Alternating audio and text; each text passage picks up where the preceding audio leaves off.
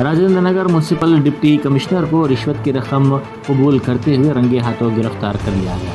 Municipal हदूद में वाक़े एक होटल पर हालिया दिनों में बल्दी हुकाम ने धावा किया था, जहां नाक़िस सफाई के इंतजाम और गैर मियारी खाना फराहम किए जाने की शिकायत पर कार्रवाई की गई और मुकदमा दर्ज किया गया।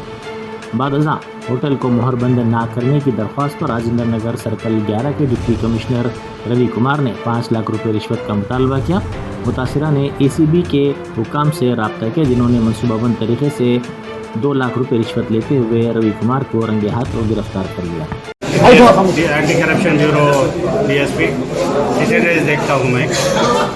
हमको के रवि कुमार डिप्टी कमिश्नर राजेंद्र नगर के ऊपर कंप्लेंट आए तो आज 2 लाख लेते हमें पकड़ लिया। टोटल अमाउंट कितना था सर? 5 लाख डिमांड करा था। आज कंप्लेंट को 2 लाख मिले तो इन्हें आगे दे दिया, इसको पकड़ा। इसमें इन्वॉल्व एक ही जने या एक ही जन ड्राइवर? डिप्टी कमिश्नर ड्राइवर का नहीं।